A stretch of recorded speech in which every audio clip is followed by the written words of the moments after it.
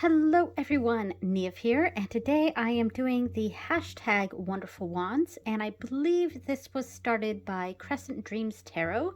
Yeah, so this set of tags because it's Wonderful Wands, Contemplative Cups, Severe Swords, and Practical Pentacles. And these four tags have to do with basically finding amongst your decks your favorite for every one of the pips, and excluding the court cards, of course. So no majors, just the 1 through 10 cards. And yeah, so this one is for wands, and this took me forever to set up because I had to go through pretty much all of my decks. I did exclude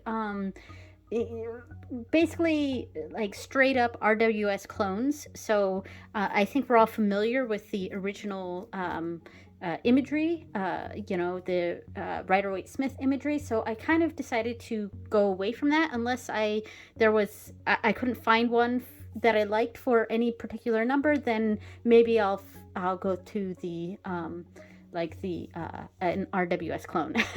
Anyway, and I also tried to exclude straight up pip decks. So I don't have any from like my Tattoo Tarot or like my Lord of the Rings tarot that, the where the pip cards are straight up pips.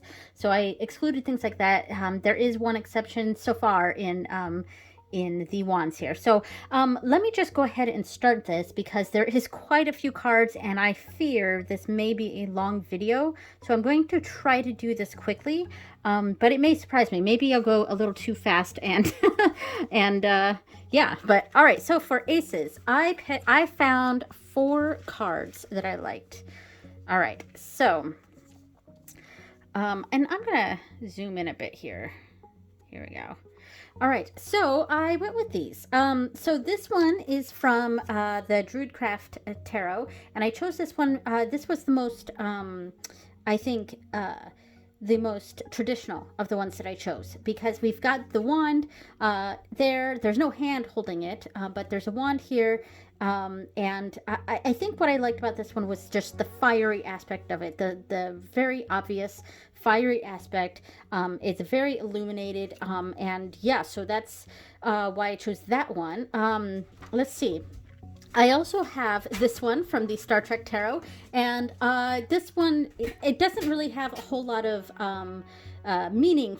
I think that the reason why I chose it wasn't so much it's the meaning it's conveying. I mean, this is the Gorn from the original series, of course, and it's very aggressive. And I don't know. I think I just really like this card, so that's why I chose that one, the Gorn for the Ace of Rods in this case. And I also chose the Ace of Rods for from the Anna K Tarot, and this is my favorite. I think. Well, the Anna K is my favorite deck in general. It is my deck. It's like my personal deck that I go to when I'm like, I don't know, it's my fallback deck because it's just like a really, really good friend. I love the Anna K Tarot, and I think I really like this depiction of the Ace of Wands or Rods in this case because there's action going, because the Ace of Wands to me is an action card. It is like the fire under the belly, and that's why I chose cards that had fire energy here, and I liked this one because there's an element of risk going on. She's going for it, and yeah, and she's really happy and excited about it. So yeah, that's why I chose that one, because I think it exemplifies my feeling of the Ace of Rods. All right, and finally I chose the Ace of Wands from the Book of Shadows So Below deck, and I like this one because it looks like she's going for it and she's casting that spell. So it's a spell casting card to me, and yeah, and I like that. So this one really drew to me for I was really drawn to this one for that action element and getting getting that spell started. Yeah, so that is the ace. All right, let me move these out of the way, and we'll move to the next. All right, so for two, all right, so I have 1, 2, 3, 4, 5. Wow, okay. I didn't quite fit all this in. So I'm trying to go fast with this. This is from the Anima Mundi Tarot, and this is one of my pip decks. But it is kind of a pips with feelings, so I did look through this deck to see if there were any that I liked. And I chose this one just because, honestly, I think this might be my favorite card in that deck. It's just really, really pretty. So I chose this one purely out of aesthetic reasons. It's just pretty, and I love it. All right, so the Two of Wands for me. This is a planning card for me. So all of the twos have an element of choice to them. And so because of that, I do like this depiction here, which is from the Cosmic Slumber Tarot, because it shows that element of choice that I think a lot of Two of Wands kind of misses. So I did like that there's a decision that needs to be made, and which is you know, all the twos have an element of choice or decision making to them. So I chose that one because it showed the choice going on. It's also, in my mind, having to do with planning. And so or consulting. Here, both of these really. This is from the Force of Enchantment Tarot, and this one is for one of my new decks, and this is why it actually took me a while to do these tags, is because I was expecting decks in, and I wanted to look through my decks before I picked all these. And this is from the This Might Hurt Tarot. So I chose this one because, one, this is probably one of my favorite cards from this deck, because this person is casting Ogham Staves, which I really connect to. It's, you know, that's pretty, you know, it's part of my practice, so I connect with this. But also that consulting of divination, and that's one of the reasons I actually really like the Two of Wands. Is it is a, you know, like consulting to help with a decision, you know, and that is a lot of what's done in divination. It's consulting the cards, it's consulting the Ogham Staves. So that's why I really like that. This one is that consulting, but it's consulting a map before you go. Yeah, and I really like that. And this one is probably the most traditional of the cards that I chose. But I also chose this one because, and this is from the Art of Adventure Tarot, because I liked that he was sitting in a hammock here, and his feet are not even touching the ground. He's consulting something like, so he's really not acting at this point. It is just a consulting, looking forward and sort of consulting this world, globe, or whatever. And yeah, so I like that his feet weren't really touching the ground. He doesn't even have his shoes on yet because he's not ready to go. He really needs to spend some time consulting. So I spent a little while on the two here, but yeah. So that is the Two of Wands. All right, next up, the three, and I have an extra card here. All right, I only have three of these, which is fitting because this is the three.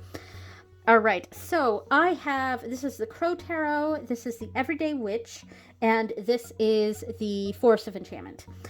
This one was difficult for me to choose, and I think this is the one I have, I think, the least amount. Maybe the 9. Anyway, so this one was difficult for me because there's a lot of depictions of the Three of Wands that I don't particularly like. For me, it's the Three of Wands is more of an act of following that two, where we're inactive, we're consulting. The three is the first steps into actually acting. Like if we go back to this one here, the Two of Wands from the Art of Adventure Tarot, he doesn't have his shoes on or anything. He's not ready to go yet. He's still consulting. Well, the Three of Wands is like that next step. We've consulted and we're ready to take those first steps. And so because of that, I chose cards that really reflected that, I thought. Instead of the person just standing with a third wand and looking out into the ocean, I like cards that really show that first steps. So with this one, and I think this might be the only one from this deck I chose for the wands. I'm not. I think there might be one other, but anyway, I chose this one because she's standing on that cliff, with her three wands here, but she's actually doing something, and that's what I liked about it. And I like that we can see at least the side profile, if not the face.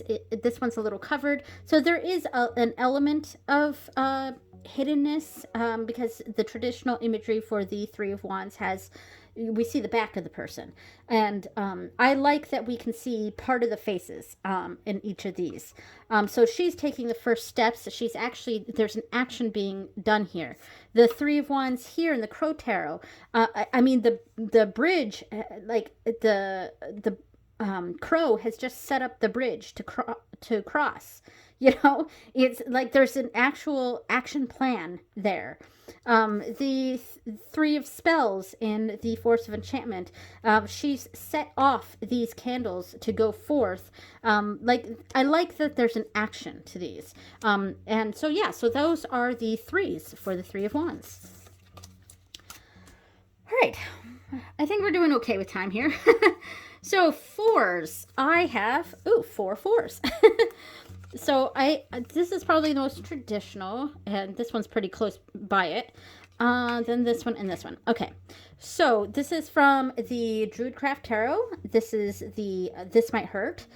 This is the Pacific Northwest Tarot, and this is the Book of Shadows, So Below.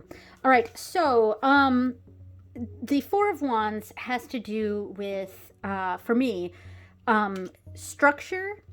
Like there's a foundation, there's a structure, that's what I'm trying to say. Like there's it also has to do with family and the home and celebrations, reunions, marriages, so things like that, things having to do with the home, and that building a structure, that there's a structure around it. And I felt like this one embodied that structure the best, because it showed the four wands with the celebratory garlands around it, and it's the fire in the middle, which is kind of the hub of the whole village, of a household, and this is where everyone does their cooking and their gathering. So I liked that for that depiction. This one I liked because it was a rabbit family, and I mean, there's an element of fertility with the Four of Wands as well. So that family structure. With rabbits, they are quite fertile. And so that element of this card is what I liked about that, even though this is quite a traditional depiction of that. I chose this one, and I could have chosen several others that depicted the same sort of thing. This is from the Pacific Northwest Tarot, because it showed essentially a wedding. And so I like that element of it, that we're seeing that reunion, that wedding, something like that. And there were a few other cards from other decks that I also liked that depicted a sort of wedding, but I think this one did the best job, at least for me. Plus it's cute foxes. And then this one I like because it's showing that reunion. It's like this, it's a family reunion going on, and everyone's sort of helping out, pitching in, creating that structure. It's autumn time here, so there's the harvest going on. I love this deck so much. um, I wish it was better cardstock, but I love this deck so much. It's my second favorite behind the Anna Kay, because it's just so practical, and I love the practical nature of this deck, and this card. It's just really shows my interpretation of the Four of Wands, which is a gathering. Everyone pitching in, everyone helping. There's a structure going on. Yeah. So that family feeling. So that is the 4. Okay, and next up is a 5. Okay, so this one, I have a few for this. And I have 4. Okay, so this is from the Anna Kay. This is from the Pacific Northwest Tarot. This is from Cosmic Slumber. And this is from the World Wonder World Tarot. Gosh. All right. So the 5 of Wands, 5 of Torches. We typically see a lot of people fighting in the 5 of Wands, and it can be like physical fights or an actual argument or fight or something going on. But the 5 to me has a little bit of a softer touch to it than, say, the 7 of Wands or the 5 of Swords. It's not as aggressive in my mind. So I like cards that depict something a bit more on the competition side of things. So for the Anna Kay Tarot, we have an arm wrestling competition, and like they could be friends. Or this could be a very serious rivalry, but they may be fighting over this woman in the back, but you can see that the other people watching have smiles on their faces, so they're enjoying this. They're enjoying the competition. They're watching the game, and so yeah, and that's how I kind of read the 5 of Wands. Is it's less about a conflict, and if it is about conflict, it's not as severe, and it can also be very friendly competition.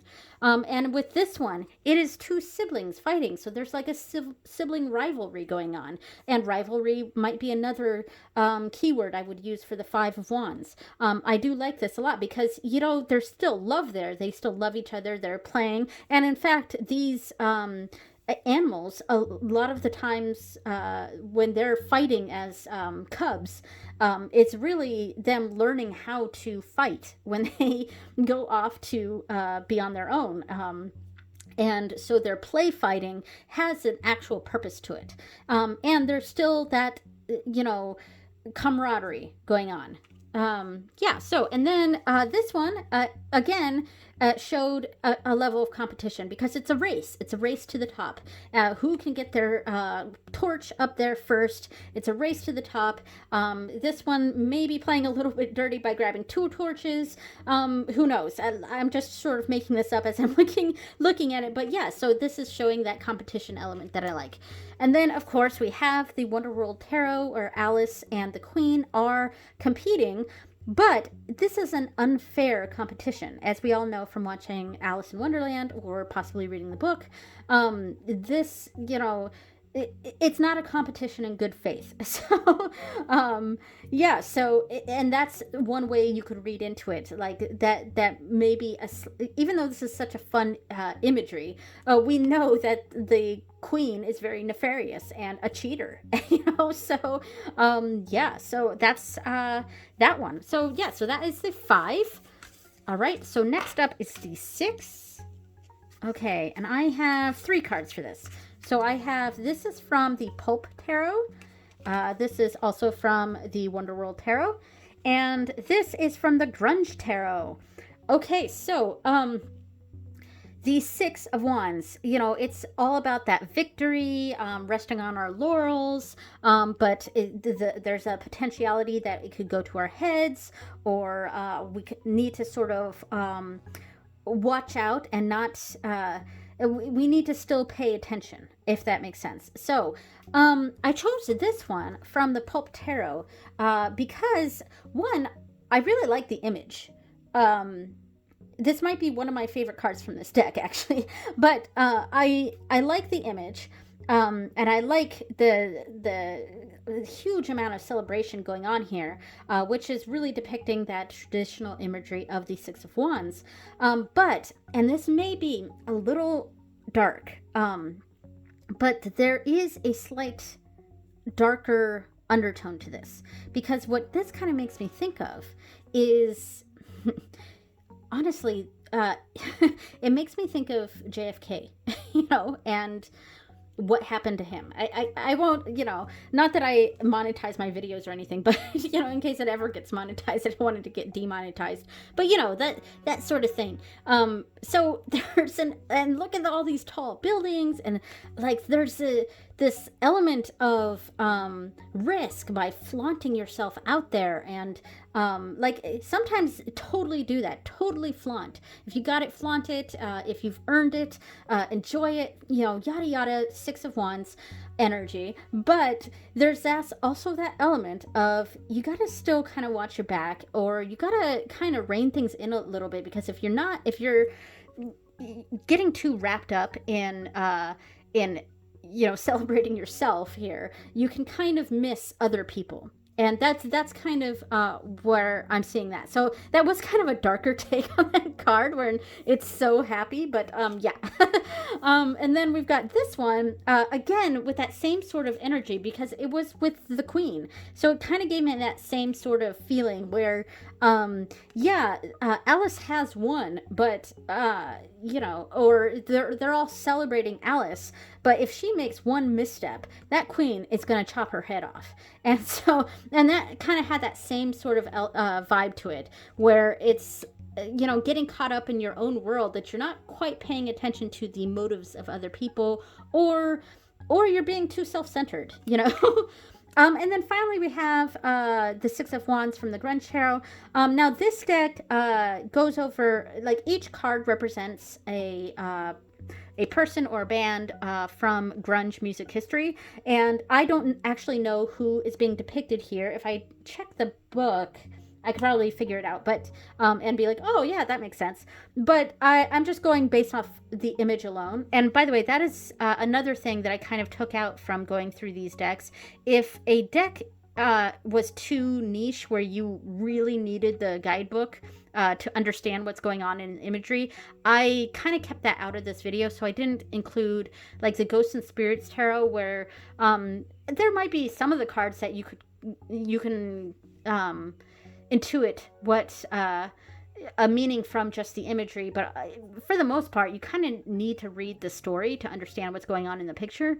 And I also didn't use the Sacred Sites Tarot, same reason. Things like that I kind of kept out of this. So I chose this not based on what this story is, because I actually don't know. I'd have to go in and look at the book and be like, oh, okay, I understand. I chose this because it seemed like here's this rock star or whatever who's now faced with the scrutiny of the crowd, and all mics are on this person, and there might be this level of, like, stage fright going on, because any misstep and you can get knocked off that pedestal, especially when it comes to fame. Fame is so fickle that you could easily get knocked off your pedestal. And so there's this element to the Six of Wands, a little bit of fear, and fear of a misstep. And that's kind of what I got from this Grunge Tarot. All right, so that was the Six of Wands. 7. I think we're making a good time. 23 minutes. All right. we're doing okay. So this is from the Grimalkin Tarot, and mine's the independent version.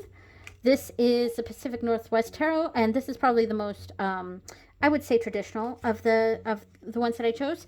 This is from the Book of Shadows So Below, and this is from the Grunge Tarot again. All right. So the Seven of Wands to me is about defensiveness. And that can be a good thing or a bad thing. Sometimes in this one, it's almost a bad thing, being a little too defensive. Like, this cat is stuck up on this tree, but it's too scared for help. Like, it really really needs help, but it's kind of bats off anyone that tries to help the cat, as you can imagine. Or if you've ever tried to help a cat down from a tree, and it'll claw the hell out of you. And this gives me big Seven of Wands energy, where it's like this cat really needs help get down, but it's like resisting that help, and it's defensive, but when it doesn't need to be defensive. And then let's see, for this one's a bit more traditional. We have that like billy goat, or some sort of goat that's up at the top of the mountain here, and it's like really defending its position. And there's a stubbornness to this, that I don't often see in a lot of Seven of Wands, but it does sort of show that stubbornness that I like. Let's do this one.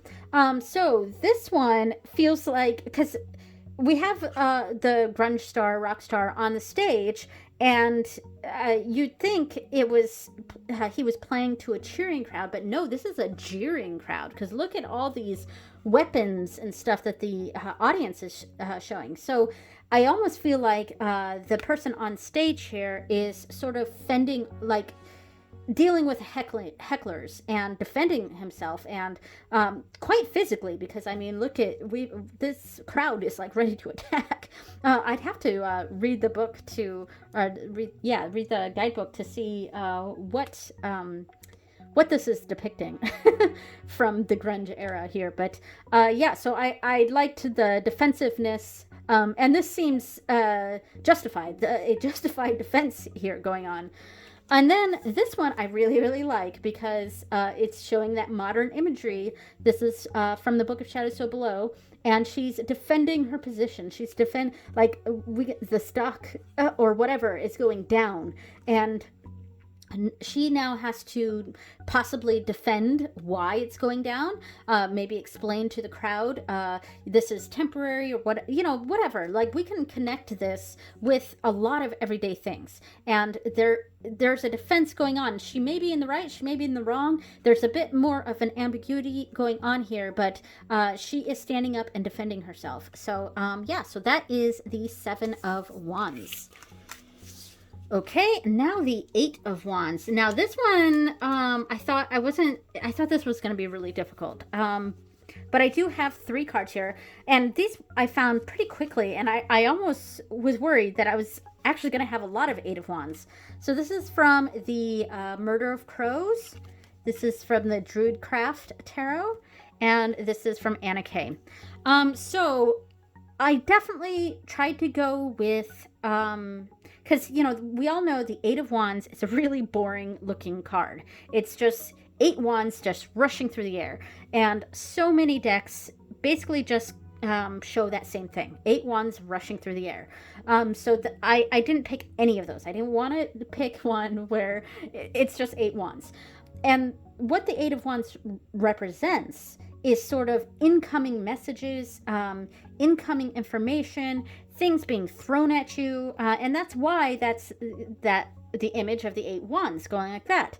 So it makes sense for the meaning of the card, but it is very boring imagery. And I picked these, one, because it was different, and I like, what it kind of showed in each of these. So for this one, I liked that we actually see a person throwing a wand. So, like, we see the catalyst for this information. And we can see ourselves as this person who is throwing the wand out there, or we can be the person that's receiving the wand, so it depends on how you look at it. But I liked that we're actually seeing someone, there's an action going on here, and that's what, instead of it being just passive, we can see this is the person that caused that wand.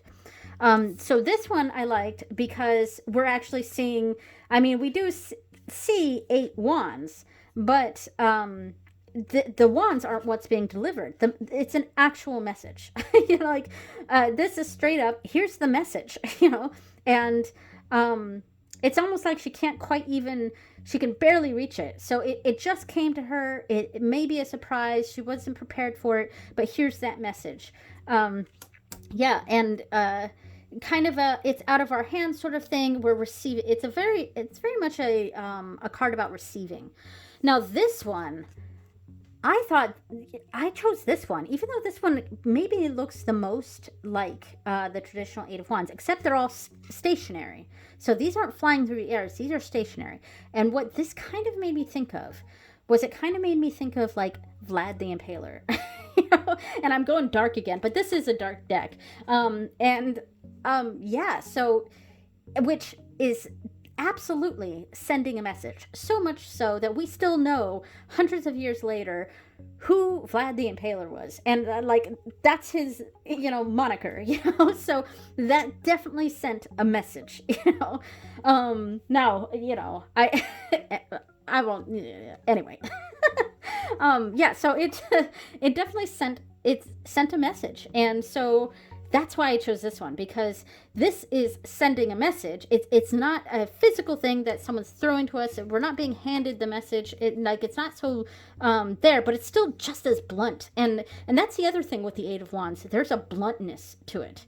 And all three of these are kind of blunt. Like this one's really throwing that wand. This one is literally handing the letter. And this one is clearly sending some sort of message. So that is the Eight of Wands. All right, so the 9. No, I had 3. Okay, so 3 for the 9. All right, we have the Grimalkin Tarot, the Star Trek Tarot, and the 9 of Spells. So the 9 to me is the Wounded Warrior. And that is a term for the 9 of Wands that I believe Tarot Oracle from YouTube here. I got it from him. I don't know if he came up with that, but yeah, I got it from him. And that's the phrase I always think of when I see the 9 of Wands. It's different from the 7 of Wands. The 7 of Wands is all about defense. The 9 of Wands is that we have been wounded, and there's a perseverance to this. There's a perseverance. There's a need for protection, which we see here with the 9 of Spells. This witch is... and she looks pretty haggard too, so she's been through a lot. And she's casting that spell of protection. So that's why I liked this one. I liked this one because... I believe this is McCoy, and he's been rapidly aged for this episode, but he's still hanging on. He's still doing his job. He's still working through it. So there's that level of perseverance, the Wounded Warrior going on here. And this one, I mean, come on. This was just freaking cute. I wasn't sure I was going to add much from this deck, but when I saw this 9 of Wands and this soaking wet cat... I had to add it here because this was just too funny to me. And that cat, and cats hate to be wet like that. And it's really, it's still sticking around, It's just like, oh, poor cat. All right, so that is the 9. We are on the last one. We are on the 10. All right, so we have the Murder of Crows again. The Anna Kay, which this was an interesting depiction. And finally, this is the first time we're seeing this in this video, but this is the Light Seers Tarot. So, this one, with the 10 of Wands or Rods, we typically see someone carrying a big bundle of sticks, and it's all about burdens or taking on a lot, putting things on your shoulders, going at it alone. Like you're not really having a lot of help here. And sometimes that can be a positive depiction. Like in this one, I feel like, and a lot of the cards in this deck are quite positive, or put a positive spin on the meaning of the card, which is why this deck often gets some criticism. But and And I agree with it to an extent, depending on the card. The Ten of Wands here, though, to me, this is really indicating, it's really tapping into that going it alone sort of feeling. So this woman, she's not quite alone. She does have her bull or whatever, yak or whatever it is here, and that is helping her carry her bundle. So she's not actually going alone, but there's no one going with her. She's going out and doing this alone. And it seems like a conscious choice. It may not be. Maybe there's a backstory here. Maybe she was shunned. Maybe she was thrown out of the house, or I don't know. I'm evicted or whatever, and she's got to go out and deal with this everything on her own. That might be a negative aspect of this. But yeah, so this one I really interpreted as a going out alone sort of feeling, which I liked because it was a little bit different than the traditional just bundles of wood. Now, this one I liked because the crow person here isn't carrying a bundle of sticks or physical items like in this one. It's carrying another person. So it's carrying someone else on their back. And which can be quite a burden on this person. And it depends on the context, of course, because this could be by their choice. Or they could be really going out and helping this person a lot. And hopefully that person will be appreciative and thankful and will pay it forward or whatever. But there's a sort of risk element to this, that this person is sort of doing this out of the kindness of their heart. But, they may also be risking acting as a doormat. So that's kind of different ways you might be able to interpret this. And plus, let's also look at the fact that everything around it, they're walking through these thorny, bundles of vines and stuff, thorny vines everywhere. So hopefully they got some good shoes on. But so there's a lot I could read into that. And then finally I chose this one, and I wasn't sure about this. But I don't know if it's actually one of my favorites. I just added it in here because it was quite a different depiction here. Because this person is, I don't know if they're using the wands to protect themselves from the thunderstorm. But again, we're showing that person all alone. So they've got to deal with this thunderstorm all alone. It may be all these sticks falling down on them and when the thunderstorm started, and they're just trying to protect themselves. There's so much I could read into this.